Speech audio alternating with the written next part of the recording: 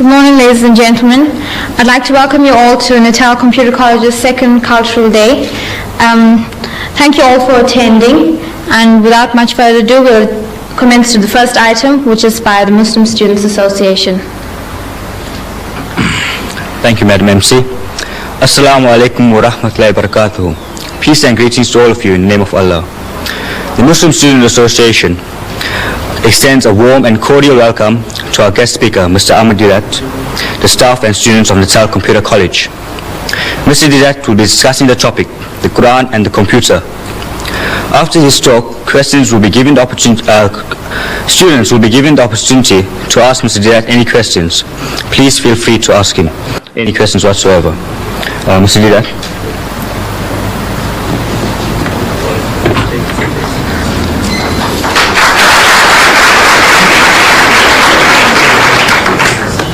Assalamu alaikum wa rahmatullahi wa barakatuh.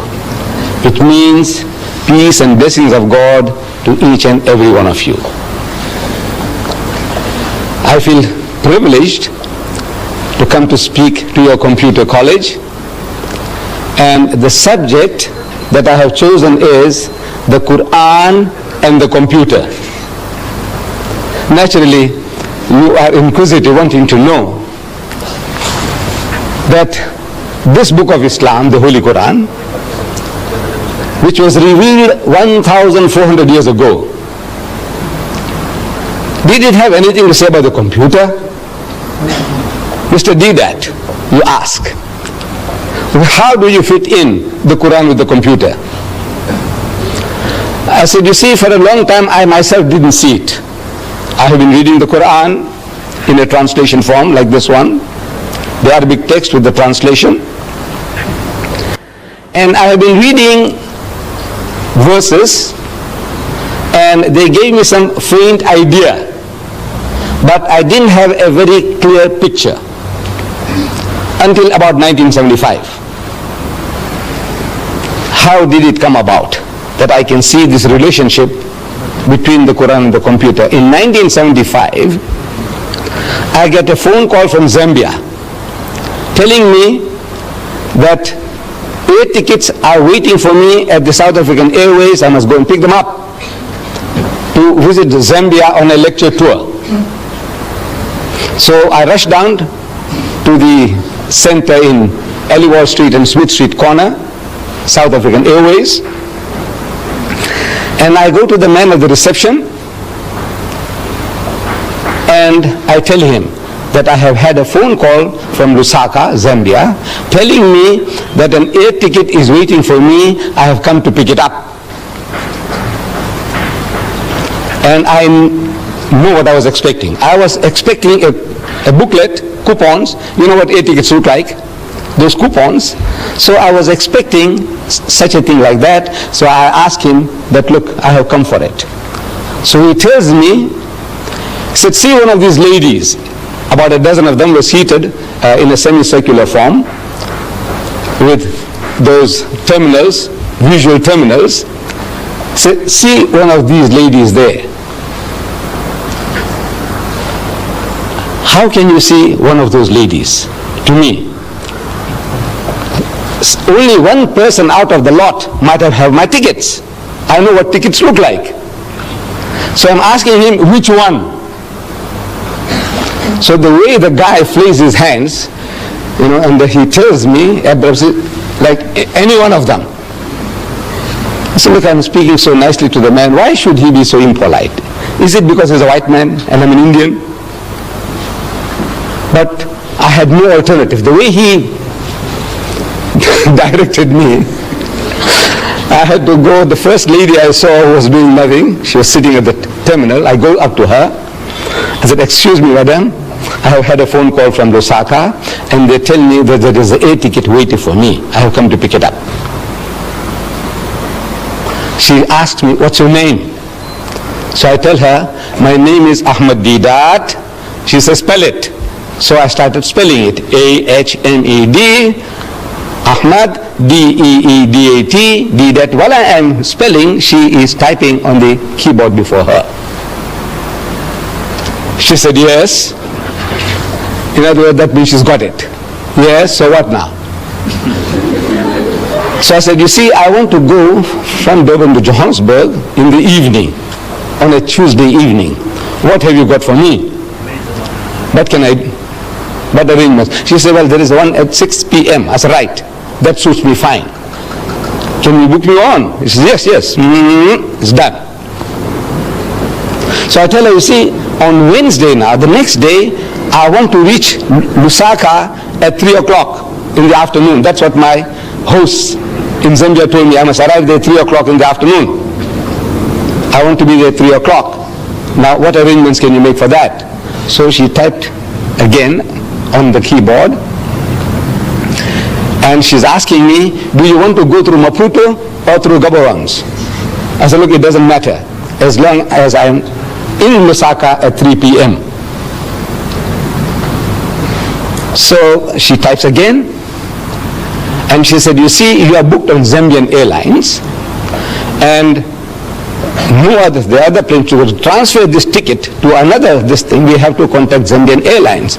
And there is a national holiday in Zambia today, so we can't contact Zambian Airlines. So please come tomorrow. And you can imagine my disappointment walking from near the Mosque Madrasa Arcade to Smith Street and expecting the ticket in my hands, that it was almost within my reach, but not within my grasp. Disappointed. Come tomorrow.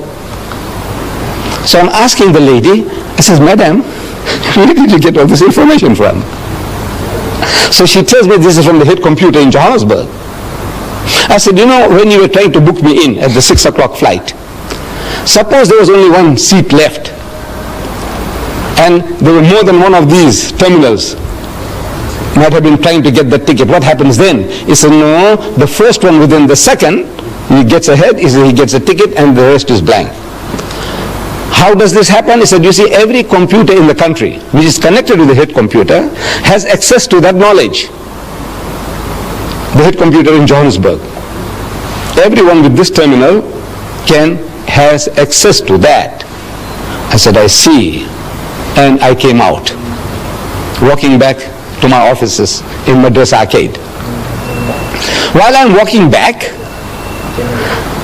the thought occurs to me that this is how this Quran was revealed. This Quran. And verse from the Quran, from the 85th chapter, the last verses 21 and 23, the last verses, tells me, بَلْ هُوَ قُرْآنٌ مَجِيدٌ فِي لَوْحٍ مَحْفُوظٍ. That nay, this is inscribed in the glorious Quran from a tablet preserved. From a preserved tablet. Now, if you have a volume like this, and if you want to know what the Quran says about the Quran, you open, just like in a dictionary, in Q, just like in the index, Q, it will tell you everything the Quran says about the Quran. I'll give you examples.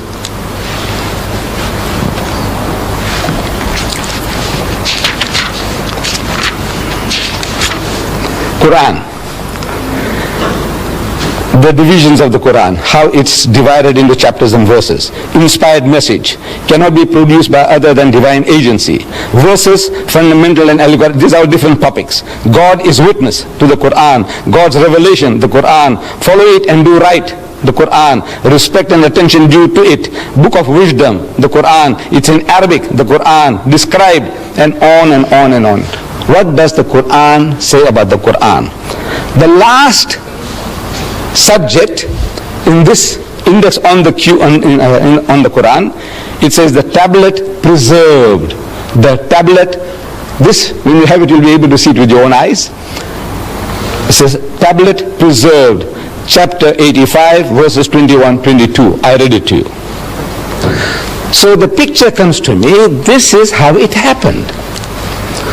See, the whole picture comes along, the history of Muhammad, that he was in Medina, I have been reading, and a Christian deputation had come from Najran, an outskirt of Yemen. They had heard that another Arab now, he's claiming to be in communion with God, he's claiming to be a prophet. So these Christians, they said, let's go and see this another Arab, and we will question him, cross-examine him, want to know what does he know about religion. So they come to Medina, and they are housed in the mosque of the Prophet.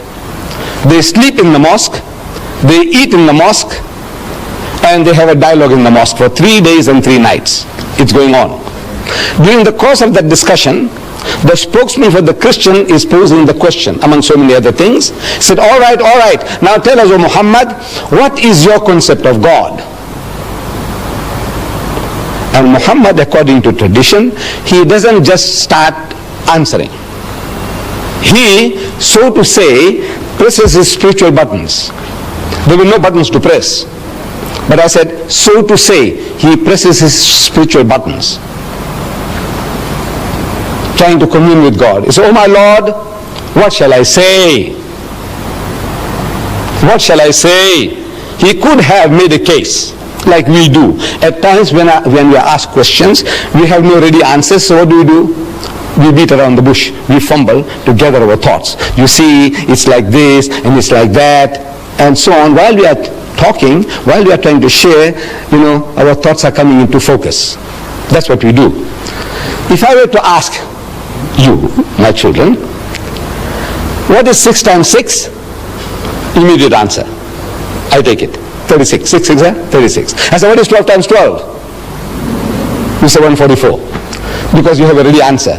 But if you didn't have a ready answer, what do? You say, well, you see, 6 times 6, you take 6 and you put 6 times 6, 6, 6, and then we add, and 6 and 6 is 12, and 6 is 18, and you are fumbling for the answer, but you will get it, but you fumble for it. That's how what we normally do. Muhammad doesn't do that. He could have said, you see, our concept of God is almost identical to yours. You see, you believe in the God of Abraham and the God of Moses and the God of... He said, well, we also believe... This is how we all talk.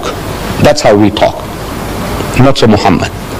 He's asked a question, and he must get it from the highest authority, from the head computer. So what he does, he presses spiritual buttons, and comes the answer through his mouth. He is the end terminal. Every prophet of God is an end terminal of that head computer, the knowledge of God. If you are that, you have access to that computer, the head computer, and you have a problem, and you commune, say, oh my Lord, what shall I say? He said, tell them, Moses was told, tell them, thou shalt not commit adultery, thou shalt not covet thy neighbor's wife, thou shalt not steal, thou shalt not kill. You see? So he's telling them, from the head computer, whatever knowledge is given, the prophet of God, the man of God, he articulates them. So he wants to know, what shall I say? Comes the answer. You will see it in the 112th chapter of the Quran. Amazing. You open the chapter, it begins. Qul huwa Allahu ahad. Say, he is God the one and only. Allahu samad, God the eternal absolute. Lam yalid wa lam yulad. He does not beget and is not begotten. Wa lam yakul lahu kufuwan ahad. And there's nothing like unto him. Finish. Whole chapter is finished. 4 verses. And back to normal. He said, you see, this is our concept of God. When he spoke, while he was speaking, the normal discussion was on a different level of speech. Now, when he's uttering those words, he's on a different level. قُلْ هُوَ اللَّهُ أَحَدٌ اللَّهُ الصَّمَدُ لَمْ يَلِدْ وَلَمْ يُولَدْ وَلَمْ يَكُنْ لَهُ كُفُوًا أَحَدٌ. And back to normal. He said, you see, this is our... Where did he get it from? He's asking. Oh my Lord. Nobody heard him. Nobody heard him say that. But he's asking, what shall I say? Comes the answer. I want you to see it in this book. It starts, say, he is God the one and only. So why say? A chapter begins, say, he is God the one and only. Why say? Because asked, what shall I say? Comes the answer, say, he is God the one and only. Now, this is how every verse of the Quran was revealed to the Holy Prophet Muhammad according to his needs from the head computer. He is the end terminal. As I said and I repeat, every prophet of God, every true messenger of God is that end terminal. We are not. We haven't got that facility. to make a direct contact with the head computer. Now this preserved tablet, what is a tablet? To me, that screen is a tablet, a visual screen. Your blackboard is a tablet. Your whiteboard or your green board, on which you write, is a tablet. Your computer chip is a tablet. The tablet of stone on which Moses wrote the 10 Commandments is a tablet. Now this tablet that God is talking about is not made of metal or stone or the silicone chip. It is a spiritual tablet, a spiritual knowledge. It is not material. Now what do you want to know? What else do you want to know? This is some aspect of what the Quran says about the Quran.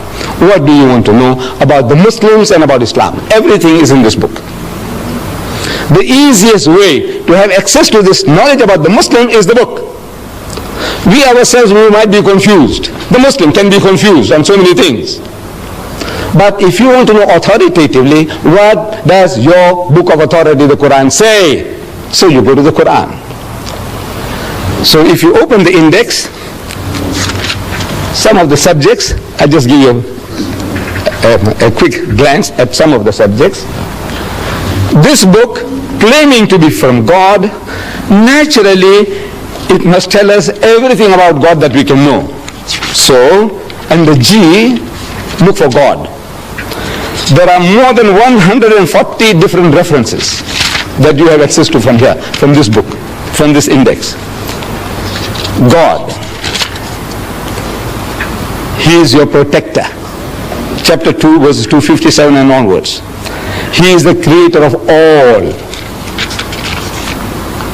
He is most bountiful. He is merciful. He is most kind. He is beneficent. He is the orphan's shelter. He is the wanderer's guide. The guy's wandering around. He is a guide to him. He satisfies your needs. God present everywhere. He is unity. He is one, not one in a trinity. He is not one of two. He's got no begotten sons. He is wise. He is best disposer of affairs. He is most high great. He is irresistible. He is never unjust. He is exalted in power. He is free of all wants. He is worthy of all praise. And on and on and on. You want to know what does it say about man? Under M, look for man. Man means mankind, men and women. Man. Let's see what it says about man. Man.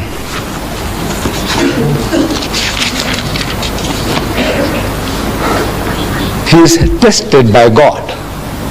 He is being tested by God. In your behavior, what are you doing? How your mind is working. What you do. Things men covet. Things that men love most. And here, I might ask you, here, man as a male, I want you to tell me, if you can, what does he covet most? What does he love most? What does he want most? Huh? Money. Now don't be afraid. No harm done. We won't disqualify you in your exams. Yes, my child. Materialistic. Power. Huh? Huh? Who said that? Who said that? What did she say? Woman. Woman. Yes, woman.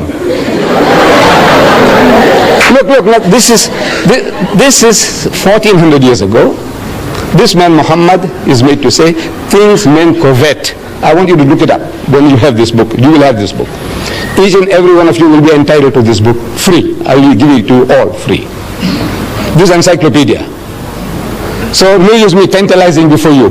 You know that golden carrot, and says, you see, it's there, it's there, it's there. And he says, where do you get it? I say, you see, you go to the Islamic Propagation Center and you buy one. Now I want to do business with you. No, I'm not here to do business. So the Quran says, ذُيِّنَ لِلنَّاسِ حُبُّ الشَّهَوَاتِ مِنَ النِّسَاءِ. So fair in the sight of men is the love of things they covet. Number one, مِنَ النِّسَاءِ, of women. وَالْبَنِينَ, then your offspring, your children. وَالْقَنَاطِيرِ الْمُقَنْطَرَةِ مِنَ الذَّهَبِ وَالْفِضَّةِ, and hoarded heaps of gold and silver, and wealthy land, and horses branded for excellence. These are the good things of this world's life, says the Quran. But the nearness to God is the best of goals to strive for. Number one, the greatest distraction for man is woman.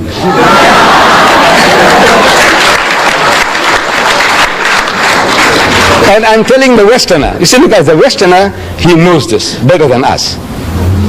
The Westerner, he knows this. See, he exploits this weakness of man to the limit. Lucien Motors in Smith Street, Durban, they advertise second-hand trucks. But on the trucks that they advertise, there's a woman in the bikini on top of the truck. G Knots, they were in Field Street before, they've gone to Notre Dame now. G Knots, they sell farm implements, but on the tractors that they advertise, there's a woman in the bikini on top of the tractor. I'm asking, what has a woman in the bikini got to do with a second-hand truck or with a tractor? Now you tell me. Except the man.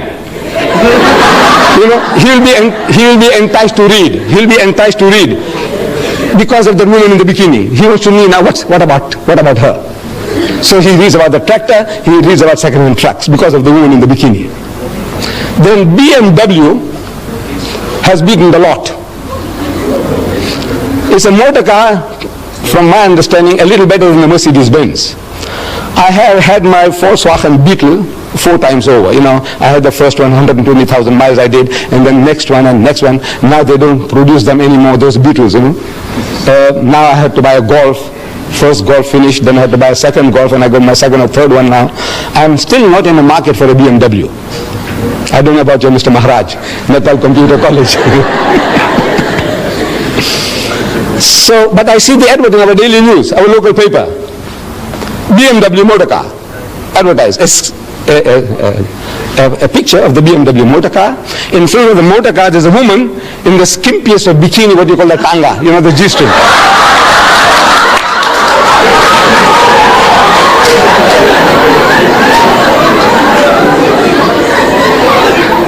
And in front of the motor car, this woman is standing, you know, in a lustful, enticing pose. You can almost hear her saying, come on, come on.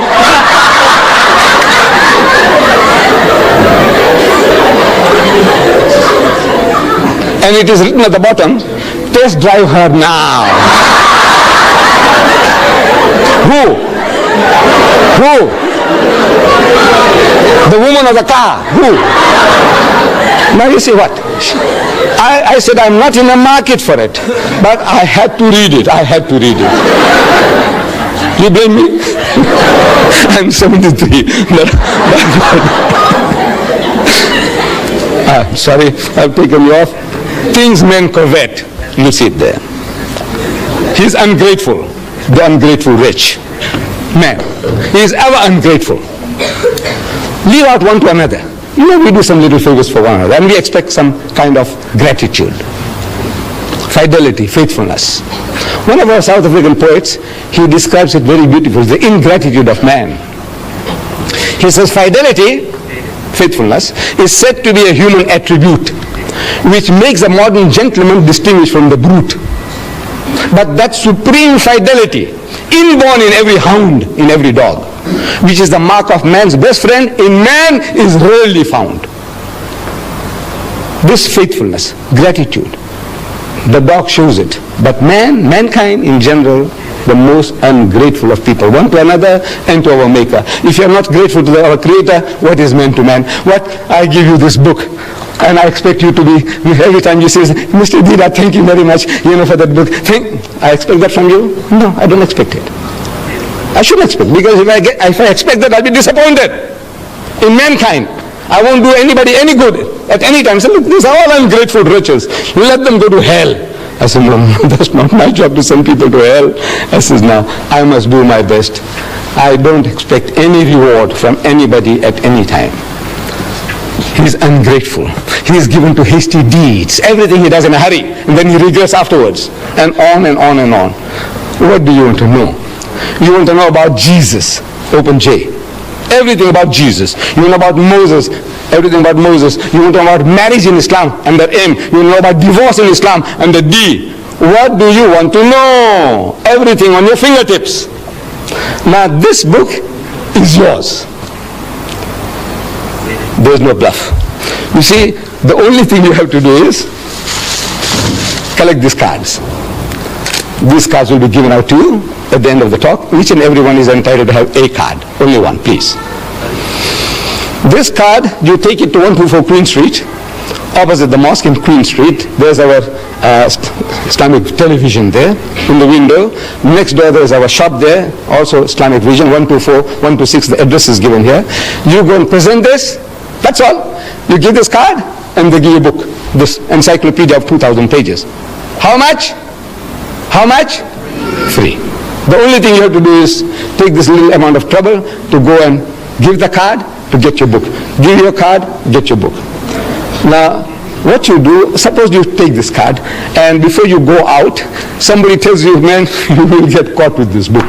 This book is going to capture your mind, is going to enslave your mind. And if you get terrified, what you do? Tear it and throw it away. There's one book gone. Just tear it and throw it away. But you owe it to yourself. You owe it to yourself. There are in the world today 1,000 million Muslims. Just from the point of view of knowing how their minds are working, just from that point alone, you want to know what does his book say about what and what and what. The guy, the Muslim fellow who comes, you make an appointment, and the guy turns up late. Now, we are I don't know, most especially we black people, Indians, Africans, Coloreds, we are all, Muslim or non-Muslim, we are all not punctual. Generally, we are a very unpunctual people. We don't value time. But now if the Muslim fellow lets you down, you see, you have something to beat him with. And he can't fight back. You ask him, he says, you Muslim? He says, yes, I'm Muslim. He's very proud to say he's a Muslim, yes. And you're late? He said, well, he said, wait. You are going through a special training of punctuality. Once a year for 30 days, you are so punctual to the second, to the minute. In your fasting month, you fast? He said, yes. You fast? He said, yes. When you break your fast, when do you break your fast? Certain fixed time, right? He said, right. And you wait with the watch on your hands. Or in the mosque you wait for the muazzin to give the azans. Allah, immediately you break your fast. Right? Or in the old days, I used to live here as a young boy in Prince Edward Street, and we wait. You see, when the azan, the time for the breaking of the fast or the time for the evening prayer comes, they switch on the light of the minaret. And the children are waiting in all the street corners. They watch for the light and they start shouting all over. We used to hear those days. It says, Batti Silgi, Roja Choro. It says, the light is on, break the fast. Light is on, break the fast. And everybody starts. Straight away, no wasting of a second. Right? For 30 days you did it. To the second. And you can't meet an appointment. You are the fittest guys in the world for appointments, for punctuality. That's what you are trained for. And you give it to him. You find a guy eating pork chops. You may say, you Muslim? He says, yeah. He says, I thought your book says you can't eat the pig. He said, no, this is ham. He said, look now, what you're talking about. That's a pig, man, piece of pig. Call it ham, call it bacon, call it sausages. It's pig. Tell him so. So, can you see now, if you just know, it puts you on a better wicket. And I want to put each and every one of you on a better wicket to put the guy right. My Muslim brothers and my children, put them right, and you will get pleasure in it. Because, by God, because you are not creating offense. You say, look, this is your teaching, Mr. Deedat. This is your teaching. So, this is what I'm offering to you. This book it's a book of ornamental for you from the knowledge point of view, the psychology of man, about religion in general. You want to know about karma. Have you heard the word karma? Yes. There's a Hindu term, karma, the law of cause and effect. The law of cause and effect. That every action has a reaction. Beautiful. We believe in that. Everything you do, it has its repercussions. Karma. You want to know about karma? Open K in this book and you say about karma. You know about lingam. I don't know whether you know. And the L, you'll find lingam there. In this book, believe me, in this Quran, what do you want to know? So you owe it to yourself that you take this little trouble of carrying this card and going along and redeeming it for this book, absolutely free of charge. Now, my dear children, Mr. Chairman and the lady here, I leave myself open to questions, any questions. You can ask any questions. Even criticism will be welcome. I assure you, my children. This old man can take it. I am yours. Yeah.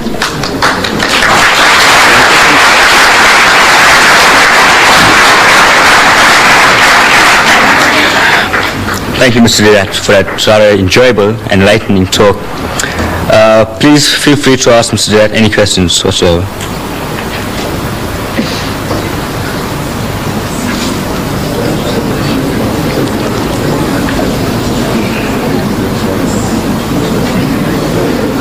Yes, my child. What are Jews and Muslims enemies? If you come a little closer, please don't be shy. Please don't be shy, so that the camera can also catch your question. If you don't mind. No harm done. Okay, what are Jews and Muslims enemies? Are the Muslims and the Jews, are they not enemies? Why are they enemies? Oh, why are they enemies? Yes, thank you for your question, ma'am. Now, we as Muslims and Jews, or Muslims and Christians, or Muslims and Hindus, we are not enemies to one another. But we are at war. The Jews and the Muslims are at war. What are they fighting about? They are fighting for a piece of land called Palestine. My brothers, the Arabs, they say Palestine belongs to them. My cousins, the Jews, they say Palestine belongs to them. It's a battle for the land. We have between brothers and brothers. Brother, they're all, among us especially. Father dies, and you find that this estate can't be settled. They must go to court. They must go to court. The dividing the shares, the inheritance. There's a war after war. Every Indian, I'm talking about the Muslims. You see, I don't know about the Hindus so much. But I know my own people. You have to go to court. You have to go to court. So, this is brother and brother. We are brothers and cousins now.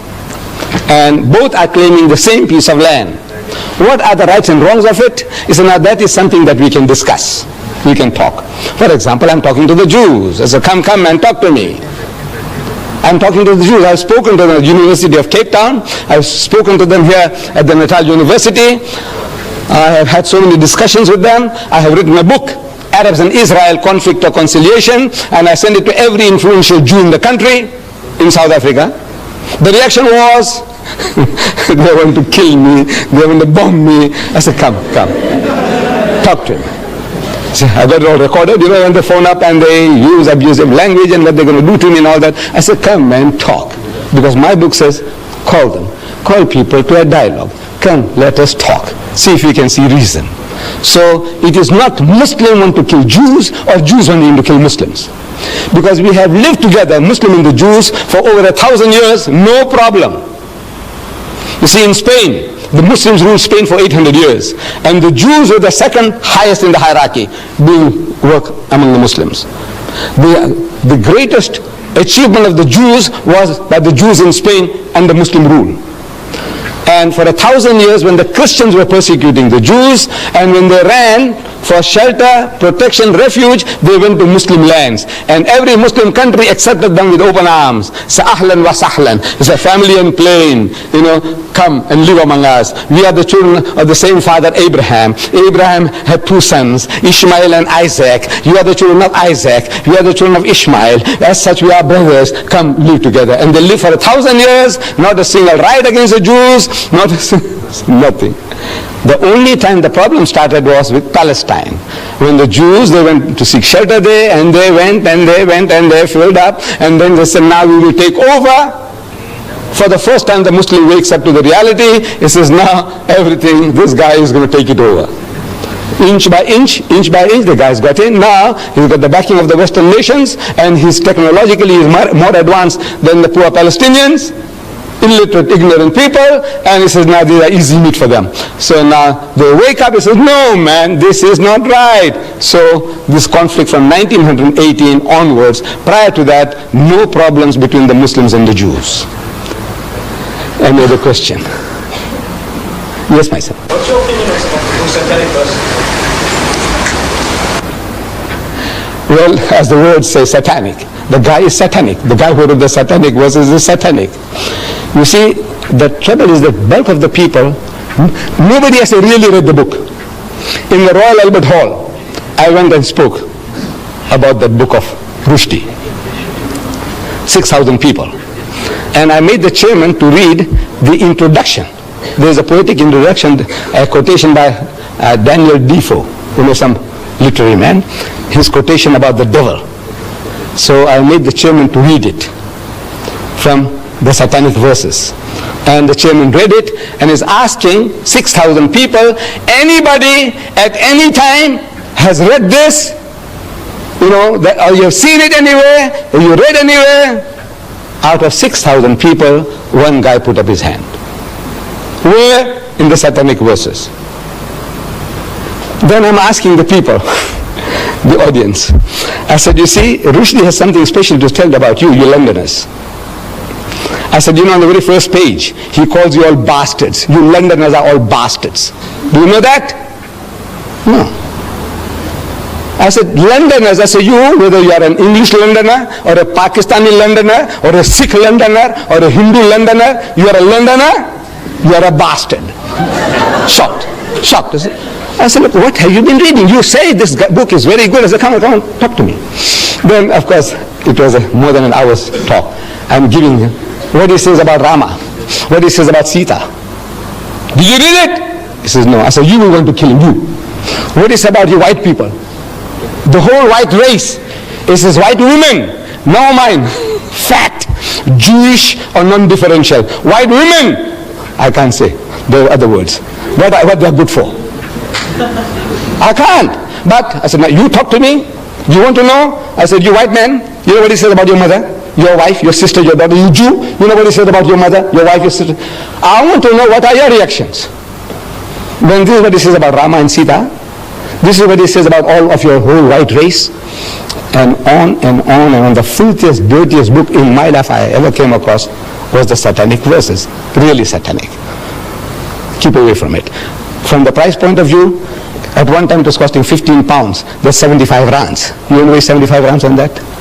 It's about 540 pages. 75 rands. Here I'm giving you, my son, 2,000 pages free of charge.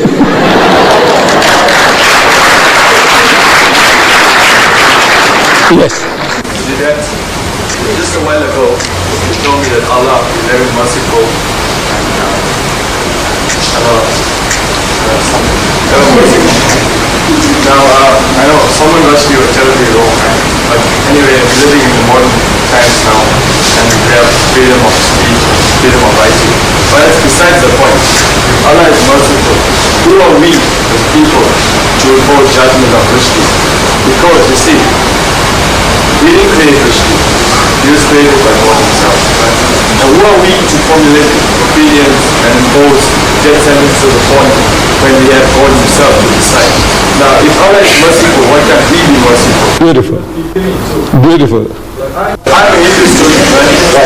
And my scriptures teach you to be obedient, merciful, and sympathetic to whoever you meet. Now, we must sympathize with Rushdie. We understand he has a problem, but we're not in a position to impose death sentences upon him as a late Ayatollah Khomeini did.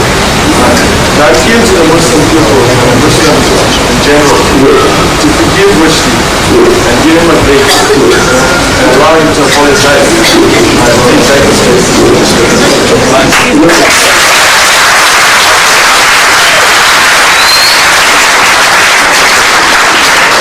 My son, very beautiful thoughts.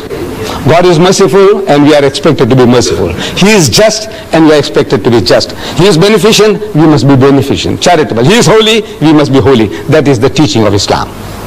That is the teaching of Hinduism. It's a beautiful teaching. But now, we are also told to respect one another. Now, ask you, what is your name? So you tell me, I'm Mr. So-and-so, Naidu, Padyachi, or Mudli, or Govanda, whatever. They say, yes. I knew your great-grandmother. Because a lot of people, I know their grandfathers and grandmothers. I'm 73 now. Since I was a young man, I have been moving around a lot, you see, I know. So I said, yeah, your grandma, yeah, man. Weekends at stage, she used to live there, you know. You know, she was the biggest whore. I said, you know, she was international, not only for Indians. Now, if you punch me in the jaw, have I a right to blame you? I said, what am I doing? I'm asking for it. Am I not? He said, what am I doing? Talk, man, talk. Talk nicely about everybody. You swear my mother, look, you can call me anything. I'm big enough. I told you. I said, this old man can take it, if you remember. You know, I said, ask any questions, even criticism will be welcome. I said, this old man can take it. I stand by that. But now you come along there while you're asking me questions and you swear my mother, you know, at this someday, I will punch you on the jaw. By God. No, I'm not. This I'm talking frankly. My mind is still 16. In my mind, I'm still 16-year-old. I know my body belies that. You see, but my mind tells me I can give it to you, and I will punch you in the jaw. Maybe I'll break your jaw and also break my hand because it's gone too soft now. It's not what it was before. You see, but now this is the natural reaction of anybody. You swear my mother? Look, call me anything, man. Call me an ox, call me a donkey, call me a fool. I can tolerate you. But leave my mother out of the picture. You understand? Don't talk about my mother. Don't talk about my wife. Don't talk about my daughter. Now there, I'm going to go berserk. You blame me for that? You see, the Western law, beautiful. It protects the living. If I call your mother a whore, your mother has a right to take me to court. Did you know that? She has a right to take me to court for besmirching her fair name. I call her a whore. I must go and prove it. In the house of Islam, as a Muslim, in a Muslim country, if I call your mother a whore, I must produce 4 witnesses to prove it. That I saw her actually committing adultery. Not one, I saw another 3 witnesses. We all are eyewitnesses. And all the witnesses, you know, if they have to come to testify against your mom, they'll have to be consistent in their evidence and the cross-examination. If one of them fails, all the 4 will get 80 lashes each. You besmirch the fair name of a lady? Now, that is Islamic law, Western law, law of defamation. You say something about a living person, that person has a right to take you to court. That you know. But you see, Western law doesn't protect the dead. Your mother is dead, and I call her a whore. And I'm a big bully. I have a big gang behind me. I say, go on, do what you like. What can you do? What can you do? Nothing. You're helpless. Because the law doesn't protect this. And look, then now you must bring your mother out of the grave to come and say, look, I was not a whore, which we can't do. So the stigma sticks. So that guy, I have no right to forgive. If somebody saw your mother, or I saw your mother, these people have no right to forgive me. Your mother has a right. If she's living, she has a right to forgive me. You forgive me, your brothers and sisters forgive me, your father forgives me, your mother forgives me. But if your mother is dead, if she's dead, I get away with it. So this is the law why the man says, now you say something about my mother which is blasphemous, and the law of blasphemy in the house of Islam is death. Yes, anybody else? Yes, my son. Just one second. Let's give the young man a chance first. We'll come back to you. Yes, my son. You believe in Satan? Yes, that there is a power, satanic powers. I do believe. Yeah. How come the Satanists, how come they only oppose the Christian religion and not the Islam? Maybe they have nothing to chew on. You see, the satanic people, what do you say? There's a cult. Is that what they are attacking the Christians, you say? Right, because they come from Christian background. Sit down, my son. You see, they come from a Christian origin. All the Satanists, they were not Hindus. before they became Satanists. They were not Muslims before they became Satanists. What were they? The background, Christianity. So in other words, they come from that background, they know more about their background, so they attack that background. I think that is the answer. Why would they want to attack the Christians and not the Hindus, not the Buddhists, not the Muslims? Why? I said, no, they have no knowledge about Buddhism, Hinduism, Islam. They have no knowledge, but they have knowledge about Christianity, so they can play on that. I think that is the reason. Yes, my son, you had something. Why do the Muslims wear a hood? Why do they wear a topi or whatever you want to call it?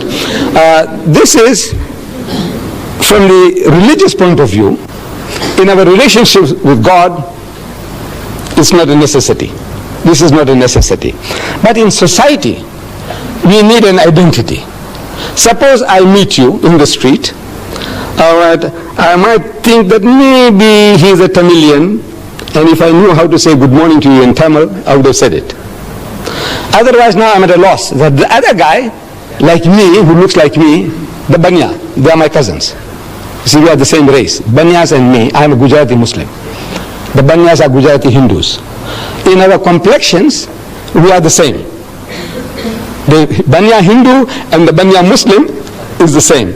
We also have the same surnames, if you know. Muslim Patel, Banya Patel. Muslim Desai, Banya Desai. Muslim Bhula, Banya Bhula. I'm sure you have come across. Right. So what is all this? No, actually we are one people. Now when I see the man in Grey Street, I'm telling you, frankly, I pass the people in Grey Street and a lot of people, they smile at me. Now I don't know whether the guy is a Banya Hindu or a Banya Muslim. I don't know. So I also smile. Because I can't make out.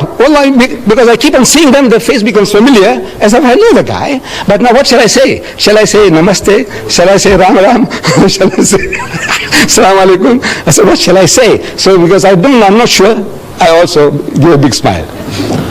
Now in the West, my people now, because of this problem, they start saying hi, you know, you're 100% okay, you know, hi, you can't say salam babu, salam bhaiya, or you can't say, you say hi becomes universal. So we wouldn't like to lose our culture and tradition. I like to wish you, my son, whether you are an African Muslim, I say assalamu alaikum. If I see you are an Indian, I say assalamu alaikum. Anybody, I go to China, I see somebody, I say assalamu alaikum. And that's an open door for us. So as soon as you say assalamu alaikum, I go to a strange place, Hong Kong. I've been there, Hong Kong, Singapore. And you see anybody say assalamu alaikum, I says, you know, I come from South Africa. I would, where is the mosque? He says, come, I will take you. Otherwise, I'm asking, excuse me, where's the mosque? So what's that? I don't know, I'm like a fish. If I recognize somebody, immediately say assalamu alaikum, and his heart and home are open for me. It's like an open sesame, you know, this headgear. So I said, now, for the purpose of recognition that I may wish people, I want my children and my people to have an identity. That, you know, we can wish you assalamu alaikum, say wa alaikum salam, and immediately it's a bond is created, immediately. I give an example in the tubes in London. I've been sitting so many times, a man across from me, you know, sitting face to face, in the train, in the tubes. And you dare not open your mouth. You don't know how to start. Because it's, excuse me, when you come, look, among us, it's so easy, by God, it's so easy. If I say, assalamu alaikum wa alaikum, so where you come from? So he tells me, well, I come from certain place. He says, I come from South Africa. I say, where? Where from South Africa? He says, Durban. I said, what do you mean Durban? I come from Durban and I haven't seen you. He said, no, I live here in Springfield like this, like that. Immediate bond. Where you come from? Pakistan. I said, you know, I was also in Pakistan for 3 years. You know, I was in, bond, immediate bond. But now, the other guy, because they're not used to that, as soon as I ask, they say, where you come from? He said, well, that's your business. Is that your business? The other guy, I can ask him immediately our culture. He said, are you married?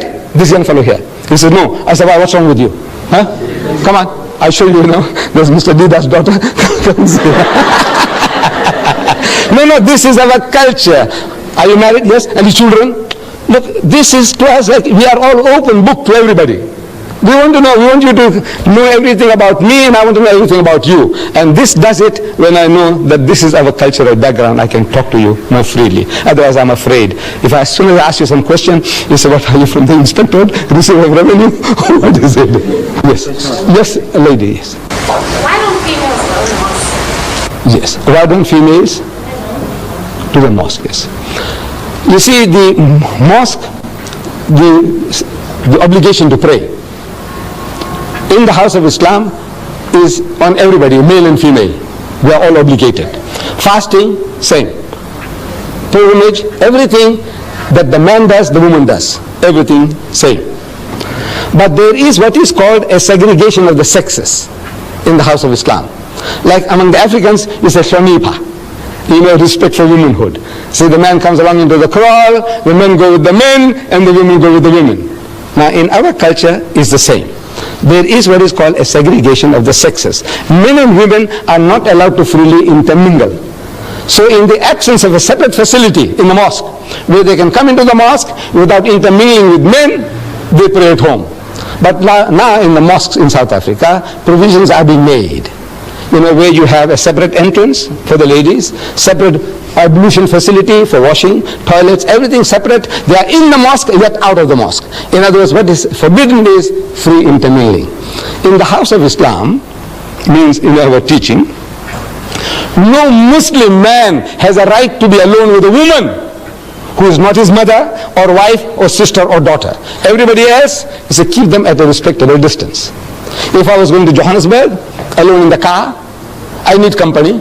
If I see you, my sister, my daughter, you standing by the roadside, trying to thumb a lift, my religion says don't give her a lift. Not because you are an African. Even a woman of my own race, don't give her a lift. But if she's accompanied by a man, maybe her husband, maybe her brother, maybe her father, it's an act of charity.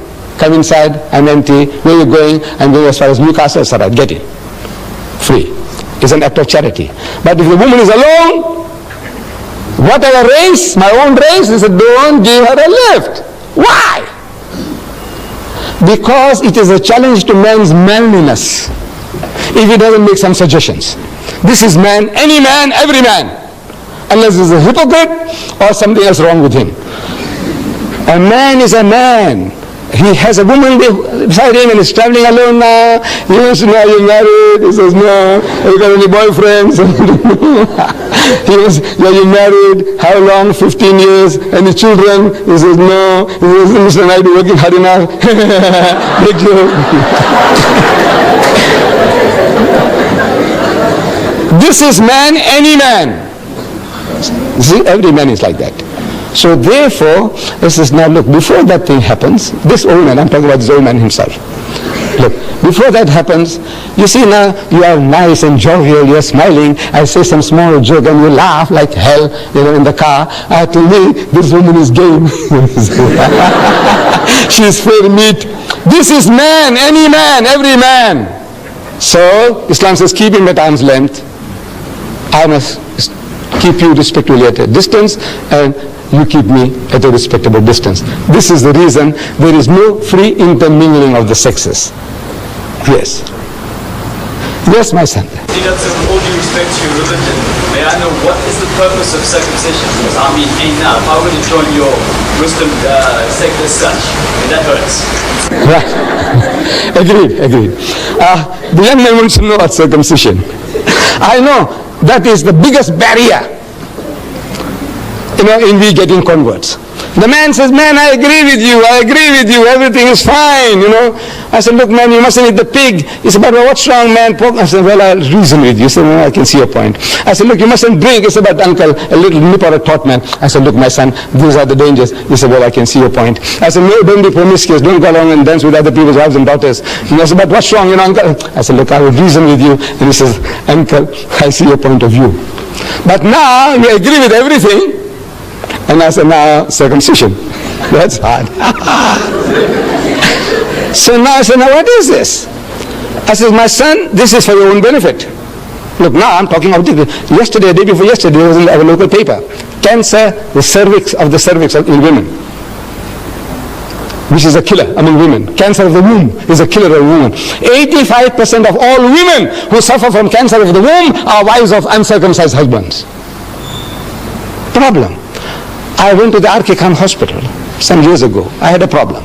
And I'm sleeping there on the bed. So this is our culture. See, say you, what you here for? What you here for? What's your problem? What's your name, Mr. Reddy? So he tells me, I say, uncle, it's, it's like this, like that. And what? He says, problem with the foreskin, circumcision. Next to me is a young boy, schoolboy. I said, what's wrong with you? He said, no, nothing wrong with me. I said, no, I want to know what brings you here. Why are you here? So he says, you see, uncle, difficult. So he's telling me, actually he's got constriction, he must be circumcised. He's also ready. Look, no insults upon the ready. There are reddies here, so many. It's just coincidental that the guy next to the wall was a reddy, grown-up man. This guy was a reddy. Across the aisle, Hindustani gentleman, about 50 years and more. So I go up to him. I said, Bhaiya, what brings you here? Why are you here? So again, he's in turmoil, he's in torture. He's trying to tell me. He's got a problem. He must be circumcised, otherwise the skin has come in the way. I said, I'm telling the nurses. Look, you see, as you see me, I enjoy talking.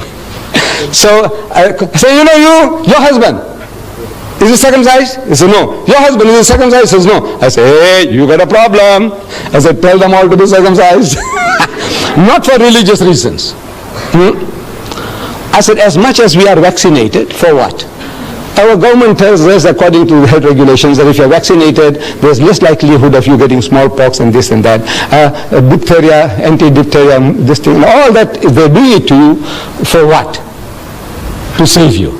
They give us vaccination, inoculation against smallpox, typhoid and all that before you go overseas. What for? They hate you? No. But for your benefit. So now this circumcision, I said, if I came into power in this country, I will pass a law, circumcise every male child in the country, Indian, African, colored, white. Nothing to do with religion. I say for health reasons.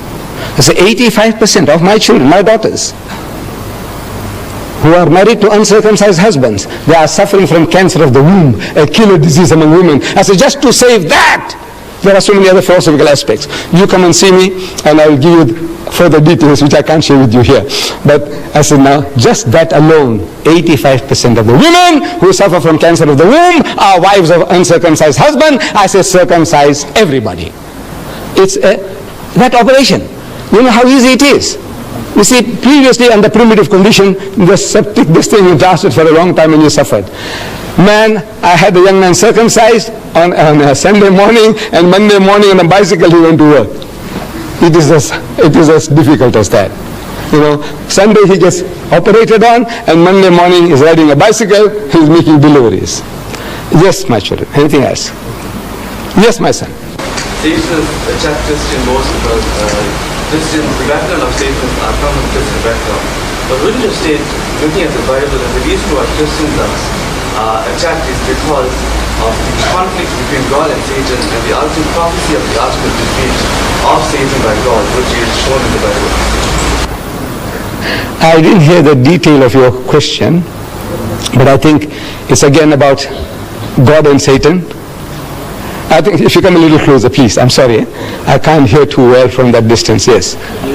That when maybe asked you about Satan and Satan and Christians, right? you stated that Satanism.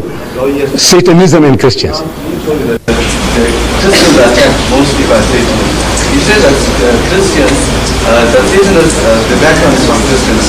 But looking at the Bible, wouldn't you state that the more the reason which it seems better looking at the Bible is that God and Satan always were in conflict with each other, and there was prophecy that Satan would be ultimately defeated by God.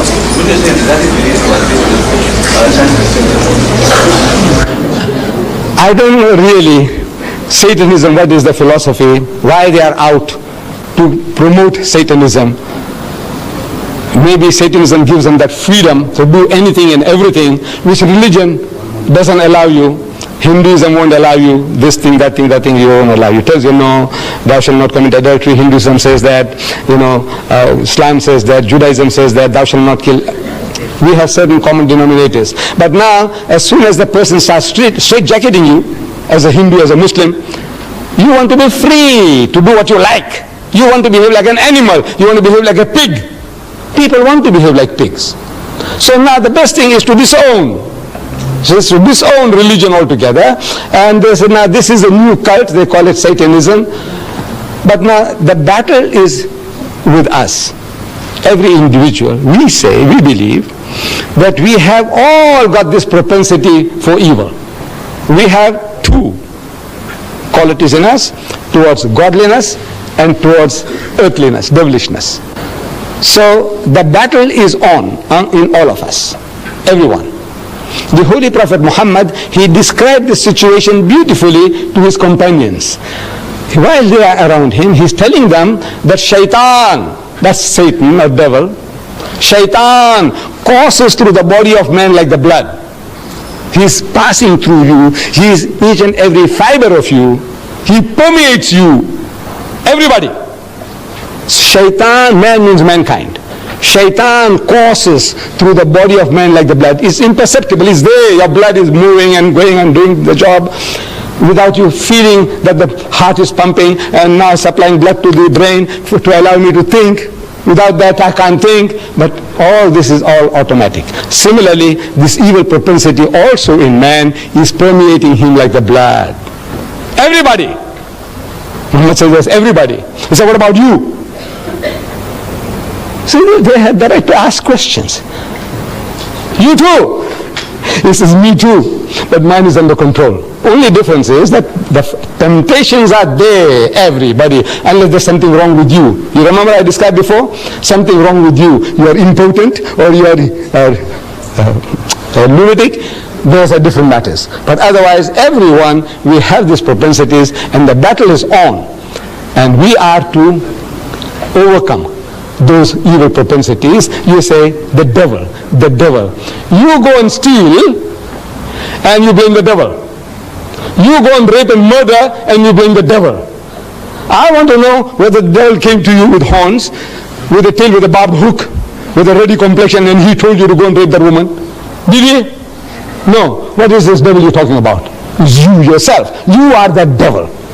You are that Satan. But now very easy to pass the buck, blame some other guy. He told me to do this. And who told you? Did you see him? Did he whisper in your ears? What did he say?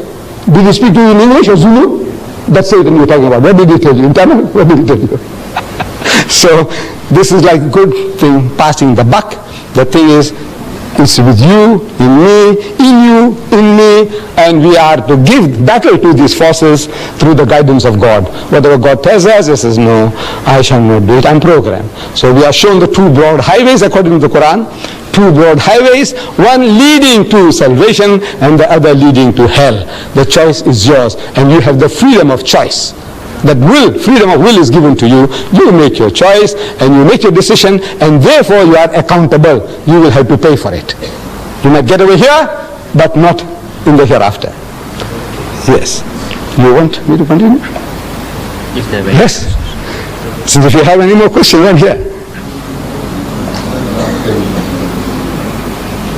So you have had enough. All right.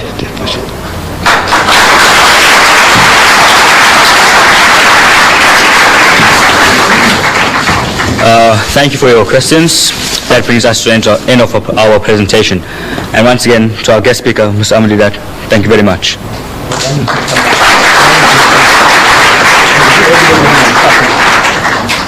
Thank you, Ms. Didat, for a very enlightening and interesting speech.